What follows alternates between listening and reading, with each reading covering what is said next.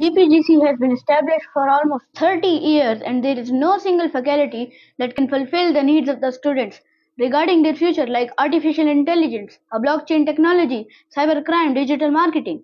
So how will they be able to face the future? If you have done anything for these departments or negotiated with the upper management, then would you like to share us some minutes? Yes आपने सवाल पूछा कि for the last 30 years we have last year we have celebrated our golden jubilee celebrations 50 साल हो गए हैं।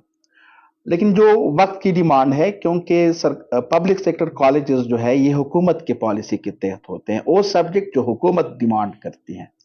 तो यहाँ एक आम से रूटीन के जो सब्जेक्ट है, for example physics, botany, chemistry, political science, economics, इस्लामियात, उर्दू, इस किस्म की डिपार्टमेंट कॉलेजेस में है because it is the government policy.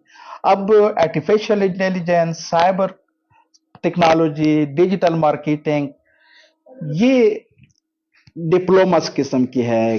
Artificial intelligence तो इंजीनियरिंग यूनिवर्सिटी का डोमेन है, वहाँ वो इवन इतना मॉडर्न टेक्नोलॉजी है या मॉडर्न सब्जेक्ट है कि इवन यूईटी पेशावर में भी अभी तक इंट्रोड्यूस प्रॉपरली नहीं हुई। तो आपको हुकूमत के पॉलिसी के मुताबिक और हुकूमत के एजेंडे के मुताबिक आपको आगे जाना पड़ता है। तो ये चीज़ें जो है, ये आर्टिफिशियल इंटेलिजेंस, डिजिटल मार्केटिंग, ये अभी हुकूमत की पॉलिसी में नहीं है कि ये कॉलेज तक इंट्रोड्यूस कर ले। वहाँ इंजीनियरिंग यूनिवर्सिटी में भी प्रॉपरली अभी तक इंट्रोड्यूस नहीं हुए हैं, तो अब भी केपी में अब भी हो रहे हैं। और खास करके ये आर्टिफिशियल इंटेलिजेंस तो तकरीबन पाकिस्तान के 2-3 यूनिवर्सिटीज में है। लेकिन हमारी जो नई नस्ल है